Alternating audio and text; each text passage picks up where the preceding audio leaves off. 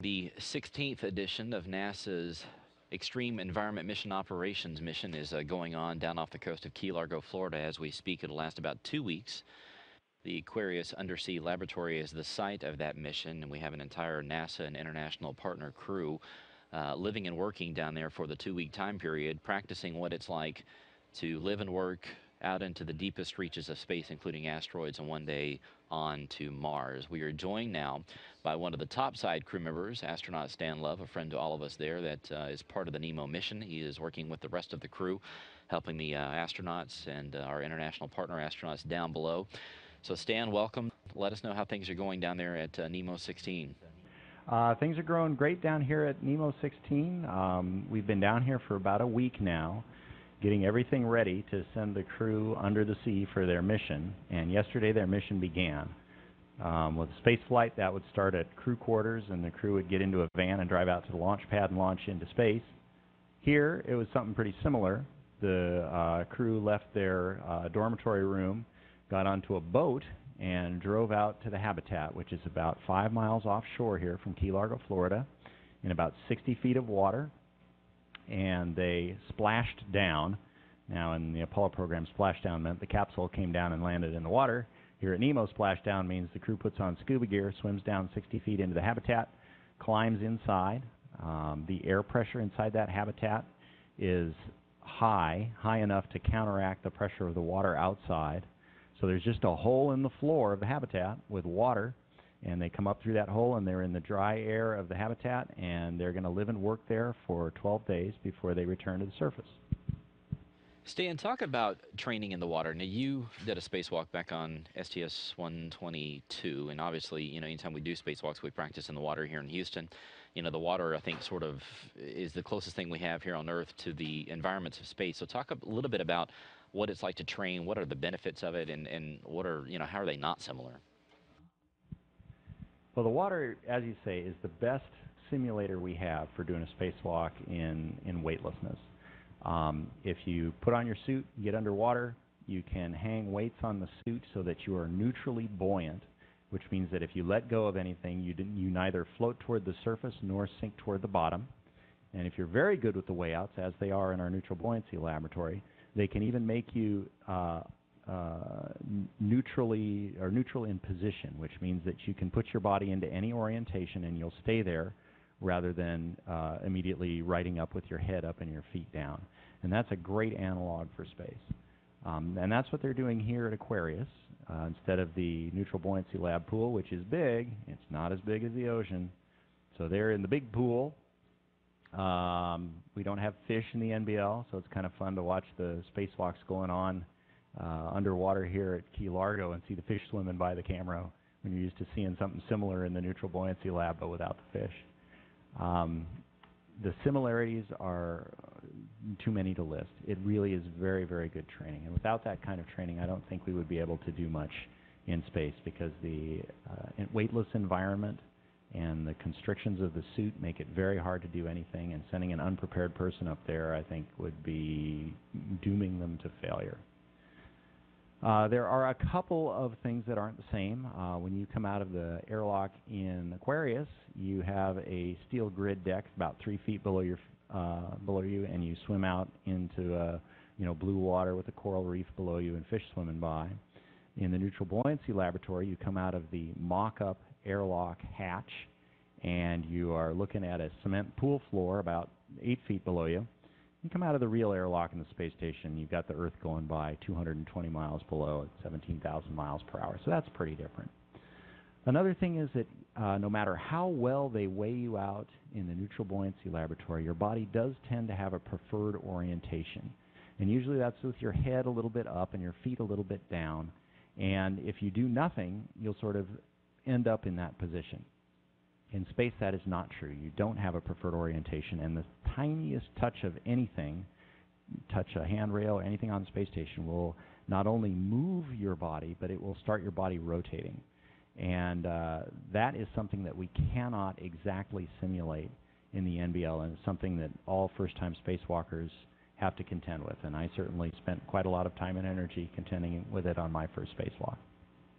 So let's talk about each of the crew members tell us kind of what they're each doing down there, and do they keep a normal schedule down there, or is it something that sort of mimics what a mission would be? They are keeping a mission timeline just like we would for a space flight. In fact, it's very much like a space shuttle flight in terms of the duration of the mission. The difference is they are doing a lot more EVA.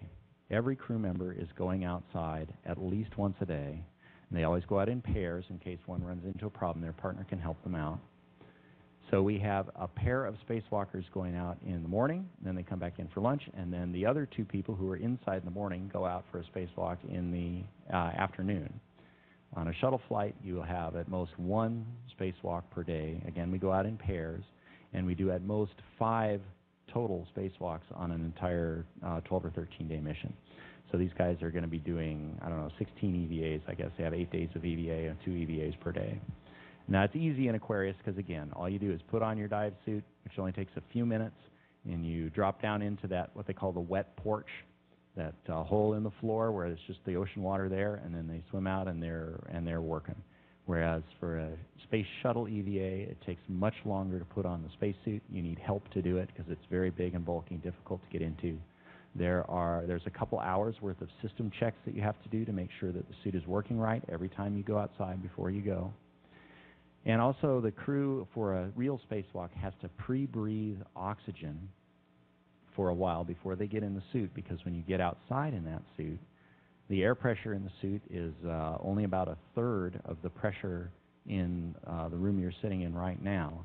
And if you go from normal pressure to 1/3 pressure really quickly, you get the bends, which is a risk that divers face, and it's a risk that the habitat crew is getting around because the air pressure they're breathing in the habitat is just the same as the water pressure outside. So they never have to worry about getting bent. Now, there's a price they pay for that. You get a lot of efficiency. You can just go into the habitat, come out of the habitat. You don't have to worry about the bends at all. But right now, that crew has been down there for 24 hours, and their tissue, their bodies are saturated with nitrogen gas. So if one of them went to the surface, they would certainly get nitrogen gas bubbles coming out of solution in their bodies that can cause incredible pain in the joints. It can give you gas bubbles in your bloodstream, which you don't want.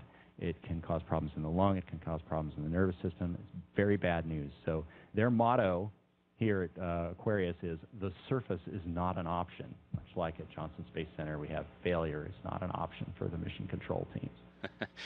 So Stan, talk about what you guys are doing up on top side. I mean, there's an entire team of people there, supporting the crew that's down below. So what are you guys doing each day? And, what are you sort of serving as sort of a pseudo mission control team, or what is it? We have actually a mobile mission control center, which is a converted semi-trailer, and we can take it anywhere on the continent. The last time I saw it in action, it was at Pavilion Lake, British Columbia, about 3,500 miles from here. Almost as far as you can get from Florida and still be in North America. And that trailer is set up exactly like a mission control. There are consoles for different operators, each of whom is in charge of a different system. You'll have someone acting as a flight director, you'll have a Capcom, you'll have a medical officer, and then experts for all the systems, and it is precisely like a mission control center. Now, it's not as big. It doesn't have as many different flight controllers in it as a real control center. And of course, it's less complicated. The real control center is massively complicated. But we have a real mission running here, and we're treating it as such with a real mission control. Now, that mission control runs about 14 to 15 hours a day. A lot of the folks in there are doing that as a single shift, whereas in the real mission control, we try to hand over shifts every 8 hours to keep people from getting too tired. Then we also have a lot of people here who are not working in mission control, but working other things. Today, we have 2 little submarines, submersibles, that are going to be doing marine science for the next 4 days. And the next 4 days after that, they're going to be working with us on the asteroid exploration simulation as if they were little tiny spacecraft we had to work alongside our suited astronauts outside. But they're doing reef science, so we've got a bunch of marine biologists with us. We also have a bunch of folks who are making sure that the systems in the mission control are working properly, and that's true of a real mission control, too. We have a big team that you never see on screen working in the background of that building to make sure the lights stay on and the bathrooms work and the coffee machine is properly stocked and to make sure all the electronic communication inside that building works. Setting something like that up on the fly, as we do here in the field, is very complicated, and we have a lot of people to help with that. And then we also have a dedicated team of folks who are paying very close attention to our Aquanauts spacewalks. They have designed and built all of the tools for that themselves. And if anything breaks, which almost always happens on an EVA, things don't go quite right, and also in the saltwater environment, things that normally rotate don't, and other difficulties. So we got a whole team of people paying attention to those EVA tools and making sure that everything the crew is going to use is going to work properly. Well, it's going to be important lessons as we look to going further than we've ever gone before to an asteroid and on to Mars. And Stan, we want to thank you for joining us. I know you guys are busy down there. We're going to be following along. If you would like to follow along with the NASA NEEMO mission, they're on Twitter at NASA_NEEMO. So Stan, thank you so much for joining us. You guys enjoy your time down there in Florida. You're welcome, Josh. It was a pleasure talking to you.